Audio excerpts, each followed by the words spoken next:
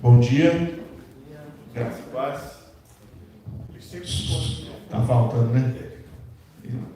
Está encrencado comigo. Né?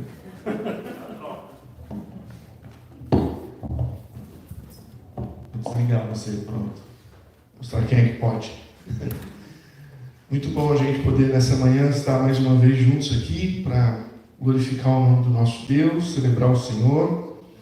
E como vocês sabem, nós estamos caminhando aí no Evangelho de João.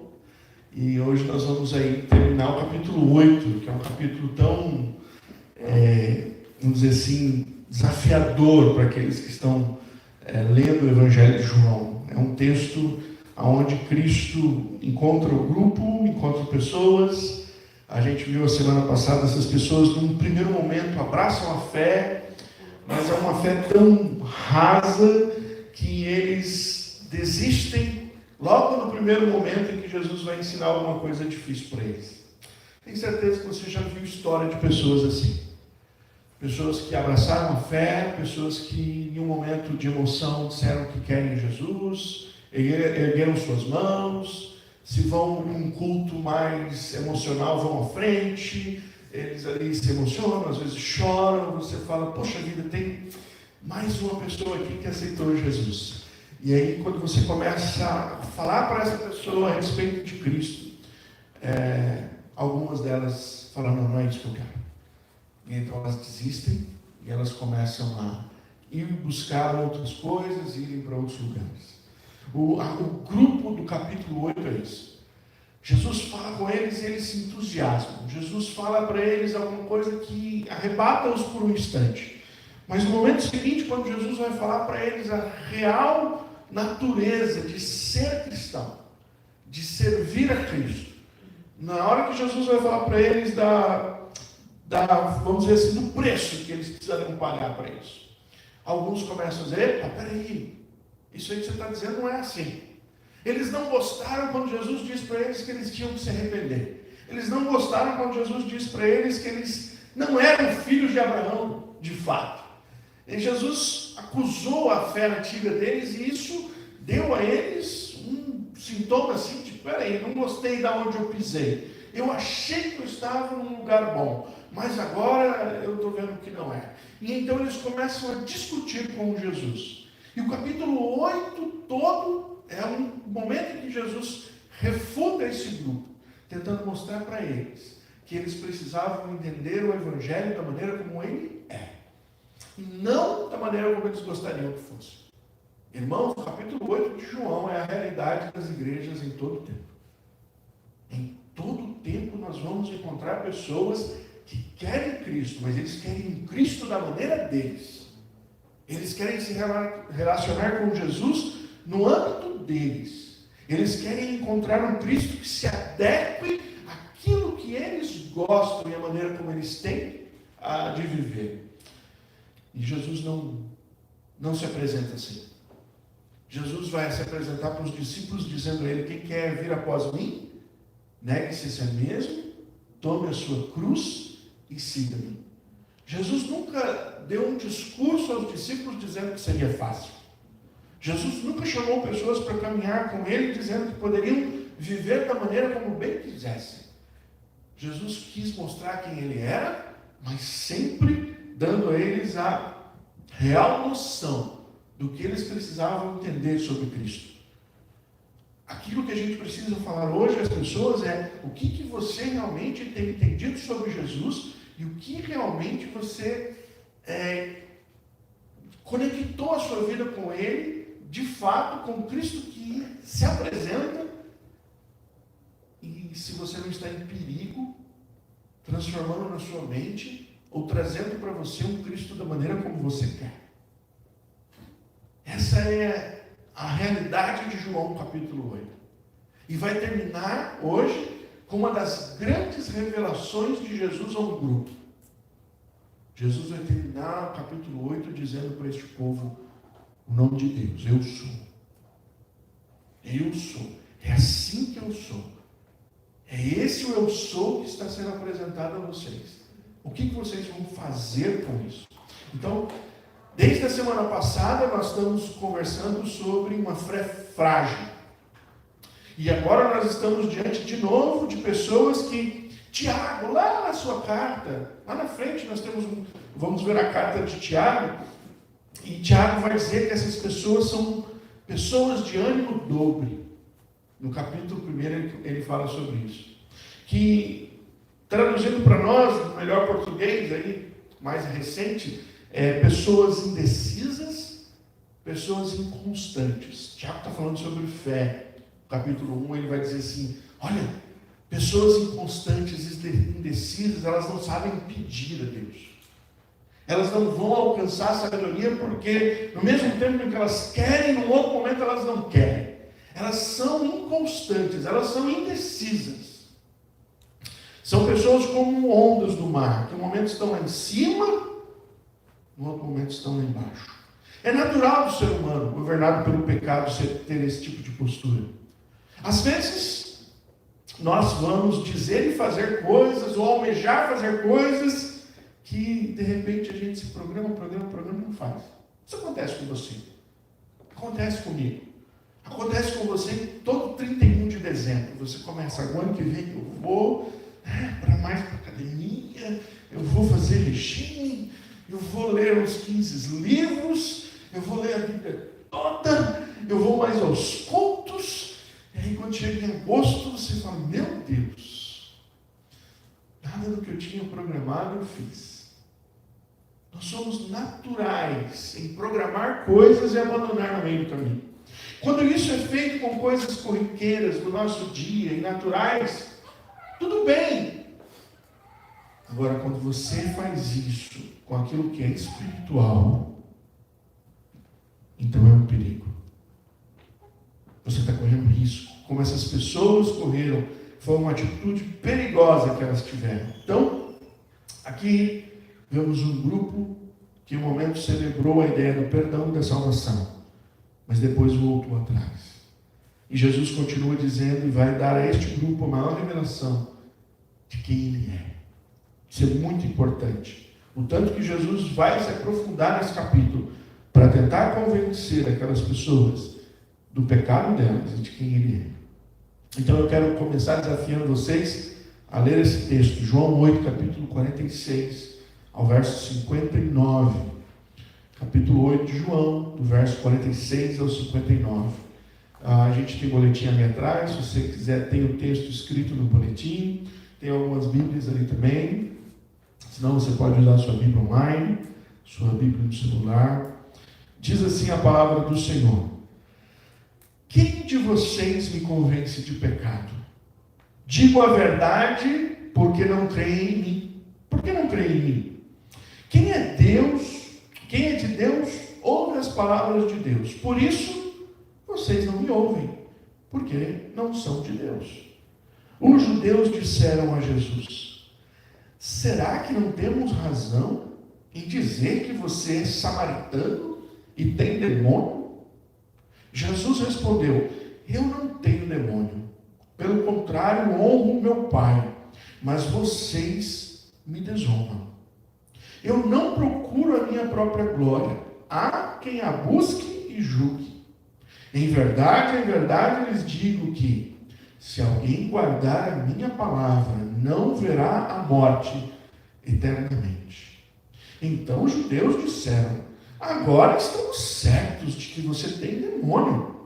Abraão morreu e também os profetas. E você diz: se alguém guardar a minha palavra, não provará a morte eternamente? Você não está querendo dizer que é maior do que Abraão, nosso pai, que morreu. Também os profetas morreram. Quem você pensa que é? Jesus respondeu: se eu glorifico a mim mesmo, a minha glória não é nada. Quem me glorifica é meu Pai, o qual vocês dizem que é o Deus de vocês. Entretanto, vocês não o conhecem. Eu, porém, o conheço. Se eu disser que não o conheço, serei como vocês, mentiroso.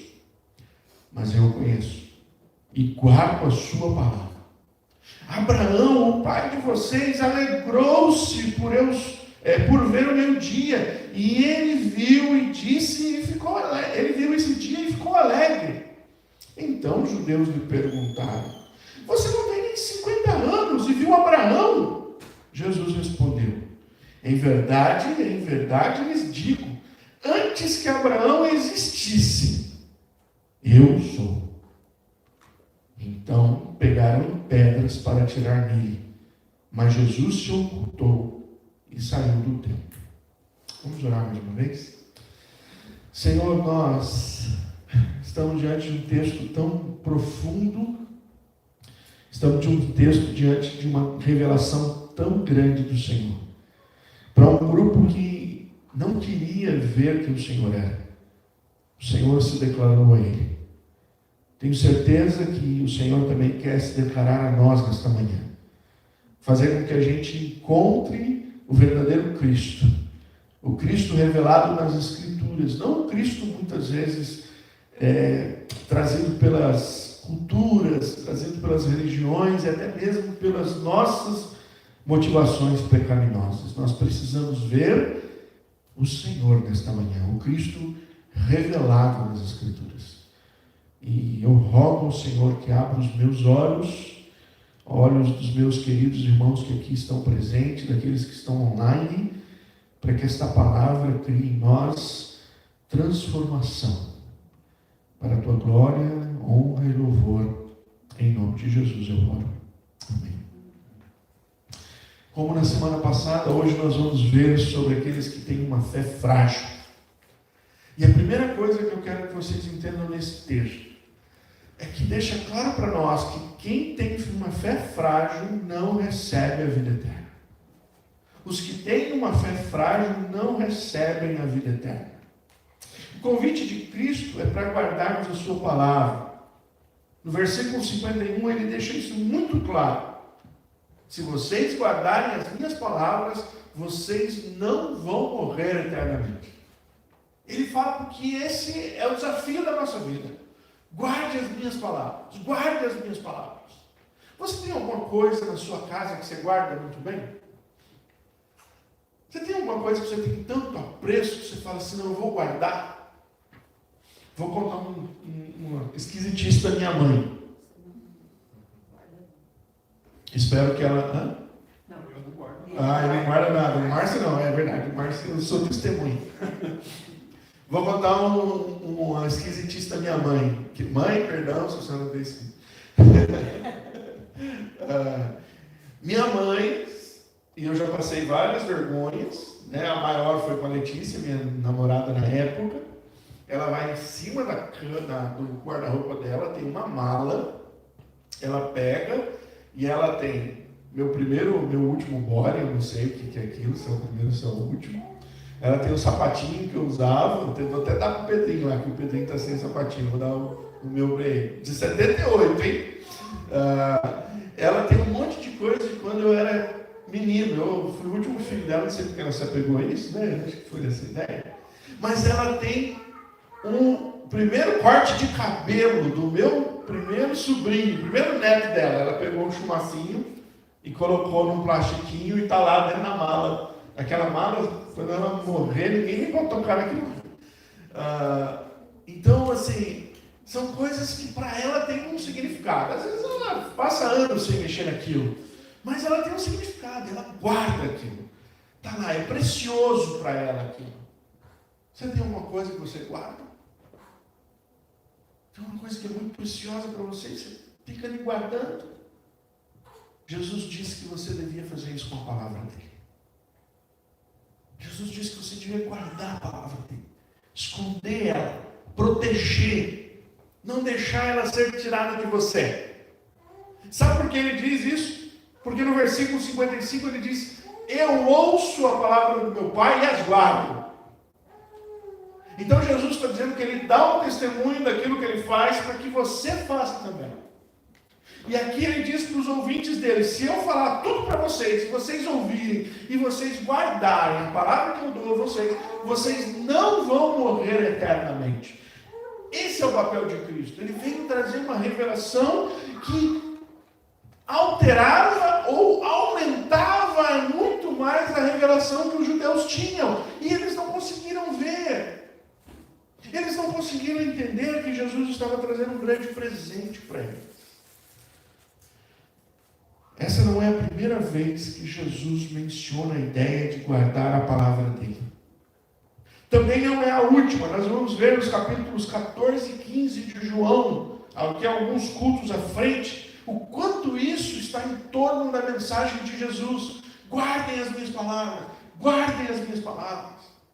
E os discípulos entenderam tão bem esse recado que eles guardaram a palavra de Jesus e depois eles transcreveram a palavra de Jesus, e a igreja até hoje guarda a palavra de Deus como algo precioso. E nós dizemos que a nossa fé cristã é ouvir a mensagem, guardar a mensagem e andar pela mensagem.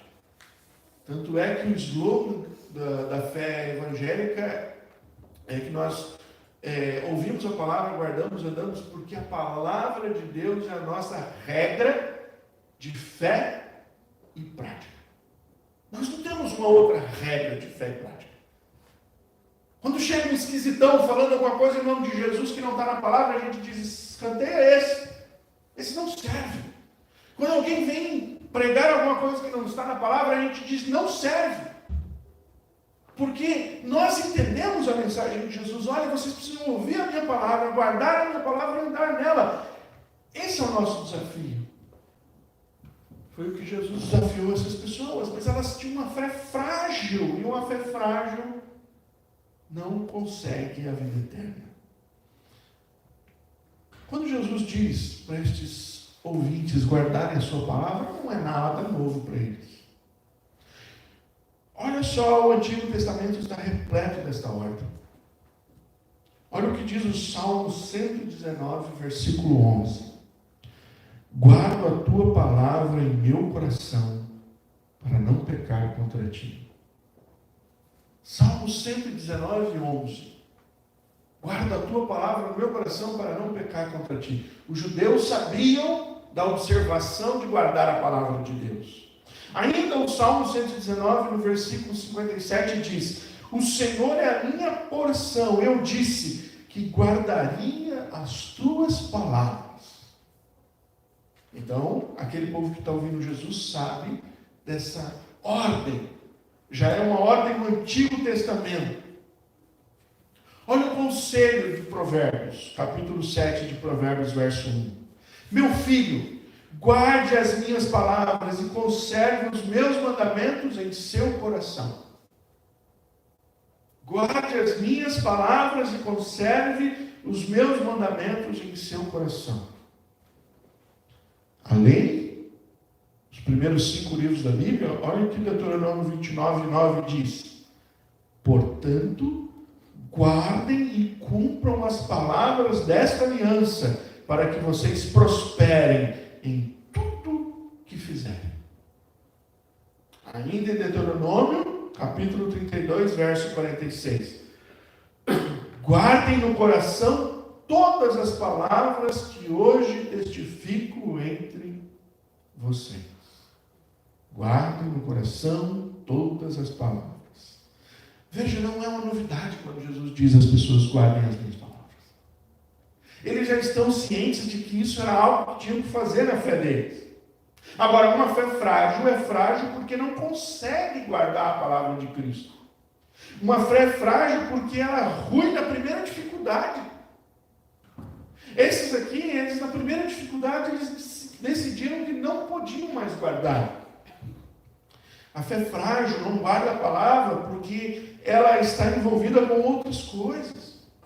Estes homens não conseguiam ouvir Jesus porque estavam envolvidos com as suas religiosidades. Jesus tinha dito já e ensinou: vocês não podem estar divididos entre os dois deuses. Ele disse assim: vocês não podem servir a Deus e a Mamon. Vocês têm que escolher a quem servir. Israel, por muitos e muito tempo, eles queriam servir Deus com outros deuses juntos. E Deus dizia: não, ouve Israel, eu sou o Senhor, fora de mim não há outro. Vocês não podem me dividir. Aqui há um convite de Deus para que essas pessoas pudessem desenvolver uma fé. Mas a fé frágil não guarda a palavra, porque ela está interessada em viver uma vida que não tem espaço para desenvolver a fé. Esses homens não estão interessados em desenvolver uma fé. Eles estão interessados em colocar a fé nova dentro de algo que eles já têm. Jesus certa vez disse isso quando ele disse: vocês não podem pôr um vinho novo em odre velho. Vocês não podem, porque o vinho novo vai estourar o odre velho. Jesus disse que não veio para reestruturar o judaísmo. Ele não veio para causar uma coisa, trazer um judaísmo novo. Tem igrejas evangélicas por aí que tentam construir uma fé entre judeus e cristãos. Não dá, irmão. Jesus não veio fazer com que a igreja fosse um judaísmo melhor. Não. Ele veio para dizer o seguinte: olha, isso tudo aqui foi para trazer vocês até esse momento e agora tornar vocês nisso. Paulo diz isso em Romanos, quando ele diz: a lei era um aio. Era alguém que trouxe vocês até agora, mas agora a revelação que vocês têm é superior. Não volte aos rudimentos. Tem algumas igrejas que tentam fazer esse casamento. Tem igreja que você vai entrar, que você vai ver bandeira de Davi, castiçal, estrela de Davi, um culto ao culto judaico, tentando fazer com que de alguma forma a gente se converse. E não dá, tudo lá é sombra e menor do que Deus revelou em Cristo. Mas nesse momento em que as pessoas olham para Jesus aqui, eles não conseguem entender. Tamanha é a revelação de Jesus. Portanto, a fé frágil não permanece, e os que não permanecem não verão a vida eterna. Esse grupo, irmãos, representa os falsos cristãos. Em um momento eles estão empolgados com Cristo, com sua missão, mas logo querem contrariar o Mestre. Eu acho interessante como algumas pessoas começam bem no cristianismo, mas quando chega em algum momento em que alguma coisa do cristianismo desafia a fé deles, eles rompem. Hoje tem pastor importante no Brasil dizendo que a Bíblia precisa ser reescrita, porque encontrou momentos na Bíblia que ele não consegue lidar com aquilo. Ele não consegue manter a Bíblia e o seu pecado. Ele não consegue manter a Bíblia e as coisas que ele gosta neste mundo. Então alguns fazem essa opção. Eu quero viver com Cristo, mas eu quero viver só com a parte de Cristo porque é legal. Eu não quero as palavras duras de Cristo. Eu quero as palavras boas. Logo eles desejam viver uma vida de outra maneira. Logo eles deixam de guardar a fé para guardarem outras coisas. Foi isso que aconteceu com esse povo aqui. Eles disseram: não, nós não queremos. Temos Abraão como pai. Nós temos uma herança. Nós não queremos isso que você traz para a gente. Você é louco, você tem demônio, você é samaritano. Eles começaram a tentar fazer Jesus se sentir menor. Eles tentaram acusar. Já viu alguém quando começa a discutir com você e ele perde na discussão e começa pro lado pessoal? Foi isso que eles fizeram aqui. Você tem demônio, você é samaritano, você não entende nada do que você está falando, olha quem nós somos. E aí Jesus vai dizer: olha, vocês falam que são filhos de Abraão, eu vou dizer uma coisa para vocês. Quando Abraão viu o meu dia, ele se alegrou. Aí eles entraram em pneu, falaram: mas peraí, você não tem 50 anos. Como é que você disse que você viu Abraão, rapaz? Você não tem 50 anos, é impossível você ter visto Abraão. Abraão já morreu, quando Jesus está falando sobre isso, Abraão já tinha morrido há mais de 1000 anos. Mais de 1000 anos. Como é que essas pessoas podem dizer, como é que ele pode dizer que Abraão não viu? É interessante porque Jesus não responde e não entra em detalhe. Talvez a gente fique pensando, né? Que mistério foi esse? Qual o momento da eternidade que isso aconteceu? Nós não sabemos. Mas nós sabemos uma coisa que nos dá um pouquinho da ideia disso. Quando Jesus vai ao monte e se transfigura na frente dos discípulos, vem duas pessoas da eternidade, Moisés e Elias. E eles aparecem ali. E Pedro viu aquilo. Pedro, Tiago e João. E Pedro, Tiago e João ficaram tão emocionados com aquela participação da eternidade, que eles disseram: Senhor, façamos 3 tendas, uma para ti, uma para Moisés e uma para Elias. A gente fica no relento mesmo, mas aqui é bom. E a igreja cristã fez uma música disso, né? Bom estarmos aqui, já cantou essa musiquinha? Bom estarmos aqui, louvando a Deus. É dessa ideia, desse momento da eternidade, que eles ficaram perplexos. Jesus abriu um pouquinho o céu e disse: olha o que espera vocês. E agora para esse povo ele está dizendo: vocês querem ouvir uma coisa? Abraão já me viu. E eles disseram: não, isso é impossível. E aí nós vamos para o segundo momento. Essas pessoas não reconhecem, não recebem, têm a sua fé frágil, porque não percebem a divindade de Cristo. Eles não reconhecem, não percebem a divindade de Cristo. Jesus foi muito claro com os ouvintes em várias vezes quando ele disse quem ele era. Por exemplo, vamos relembrar o capítulo 4 que nós já passamos por ele, o encontro de Jesus com a mulher samaritana. A mulher diz para Jesus: olha, tudo isso que você está me falando, me disseram aqui na Samaria que em um momento, quando o Messias vier, ele vai resolver tudo isso, ele vai ensinar tudo isso. A resposta de Jesus para essa mulher diz: eu sou o Messias. Em nenhum outro momento, em nenhum outro encontro, Jesus é tão claro como para essa mulher. Mas no capítulo 4 de João, ele diz: eu sou este. Eu sou o Messias. Ela então sai correndo, desesperada, e vai contar para as outras pessoas. No entanto, agora nós estamos no momento em que isso vai ser muito mais claro. Jesus faz referência a Abraão, dizendo que ele ficou maravilhado com o dia que viu. Então Jesus não entra nesse pormenor, mas os judeus começam a captar alguma coisa diferente. Como é que esse homem querendo dizer isso? Todavia, sem entender, era impossível alguém estar na frente deles e ser contemporâneo de Abraão. É absurdo. Então Jesus faz a declaração mais clara. E aqui, se você conhece em português, você sabe que está errado a frase. A conjuntura da frase está errada. A frase em português certa deveria estar assim: antes que Abraão existisse, eu era. Essa é a frase normal. Se você está lendo isso aqui, você fala: errinho de português, quem fez? Se você não conhece, você vai dizer: puxa vida, João não sabia português. Mas se você conhece a história, você vai entender. Quando Jesus diz: antes que Abraão era, eu sou.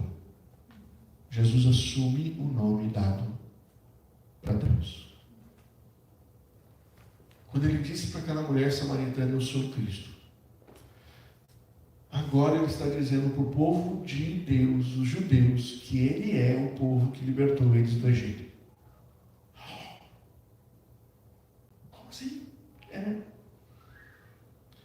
Leia comigo Êxodo 3, 13, 14. Quem tem sua Bíblia, eu vou dar um minutinho para você achar.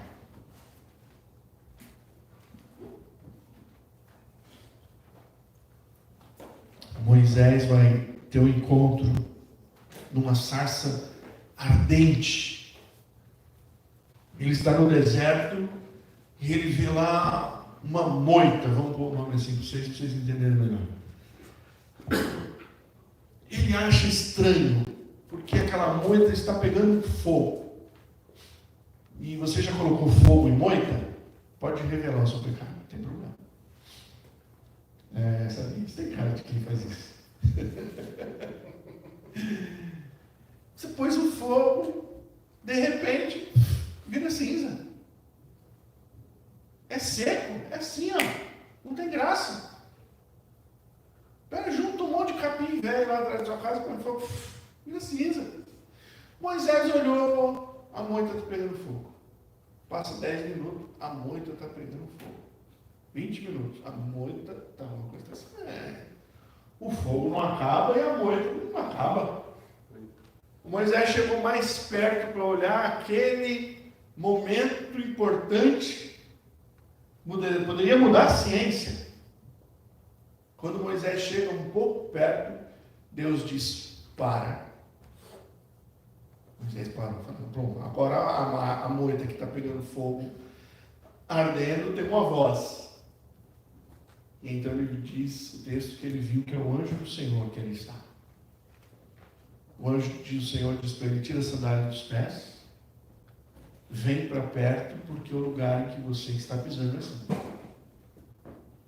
Moisés chega mais perto, Deus vai tomar uma conversa com ele, tem uma missão para ele. Ele tinha que voltar lá no Egito, de onde ele saiu corrido, porque queriam matá-lo. E a missão era: vai lá e tira todos os seus irmãos que estão presos.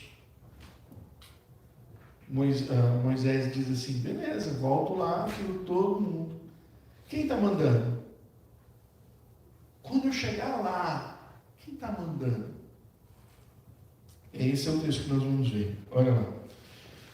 Moisés disse para Deus: eis que quando eu for falar com os filhos de Israel e lhe disser: o Deus dos seus pais me enviou a vocês, eles vão perguntar: qual é o nome dele? Então o que lhes direi? Deus disse a Moisés: eu sou o que sou. Disse mais: assim dirás aos filhos de Israel: o eu sou me enviou a vocês. Os judeus não dizem eu sou. O judeu não diz esse nome que para nós é traduzido como Javé ou Jeová. Ele não diz. O judeu diz Adonai. Porque ele tem medo, porque o mandamento, um dos mandamentos, o terceiro mandamento, diz: não tomarás o nome do Senhor teu Deus em vão. Então o judeu, para não errar, se está dizendo o nome de Deus em vão, ou se não está dizendo o nome de Deus em vão, ele prefere não dizer o nome de Deus. Ele prefere dizer Adonai, que quer dizer Senhor. Quando um judeu ia transcrever as escrituras, ele tinha que escrever o nome de Deus, ele levantava, lavava as mãos, trocava a caneta, voltava para o escrito e escrevia. Às vezes a caneta era de ouro, porque ele não queria tomar o nome de Deus em vão. E agora Jesus está diante destes judeus e diz: antes que Abraão existisse, eu sou. Não tem revelação maior que essa, irmãos. E a Bíblia diz que estes homens, com uma fé frágil, pegaram em pedras para matar Jesus. Porque algumas coisas que Jesus faz, ou fala, ou pede para nós, não é muito fácil. Quando a nossa fé está fragilizada, às vezes a gente prefere deixar Jesus de lado. Não havia então como ser mais claro, mas a fé frágil é assim, ela não tem condição de ver a palavra de Deus em sua plena revelação. A fé frágil prefere passagens que massageiam o ego. A fé frágil gosta de ter um salmo vitorioso, que enaltece a força de Deus e abençoar o seu povo. A fé frágil, ela é seletiva. Aqueles que têm uma fé frágil assumem o que querem ouvir, o que querem crer. Por isso, os de fé frágil não reconhecem a divindade de Cristo. Eles não guardam a palavra. Eles não reconhecem a divindade de Cristo. Quero concluir nessa manhã dizendo o seguinte: ainda veremos muitos que dizem que creem, mas com o tempo se distanciam. Vão dar preferência às suas ideias. Vão assumir os seus desejos.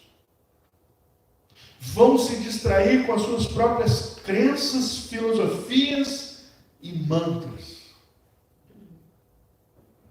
porque eles não conseguem guardar a palavra. Também não conseguem ver Cristo como Ele é. Naufragarão da fé, porque tem fé frágil. Para terminar, 2 perguntas. Como anda a sua fé? Sua fé é uma fé frágil? Você se junta a estes? Ou você tem guardado a palavra de Deus? Você se junta a estes? Ou você conhece e consegue ver Cristo como Ele é? Senhor, Salvador, Criador, o próprio Deus encarnado entre nós. Só você pode dizer como está a sua fé. Então eu quero convidar você a orar um pouquinho nesse momento para a gente encerrar. Feche seus olhos, curva sua cabeça. Converse com Deus. Obrigado, Senhor, por esta manhã, pela Tua palavra. O Senhor conhece os nossos corações. O Senhor sabe se nós estamos perto de uma fé frágil, que muitas vezes não guarda a Tua palavra e se distancia do Senhor. Uma fé que não consegue ver o Senhor como o Senhor se revela nas Escrituras. O Senhor também é aquele que sabe se muitas vezes a gente procura ver o Senhor por meio de outros óculos da história, da filosofia, de religiões. E misericórdia de nós. Ajuda-nos a ver o Senhor como o Senhor é. Em nome de Jesus eu oro. Amém. Deus abençoe os irmãos.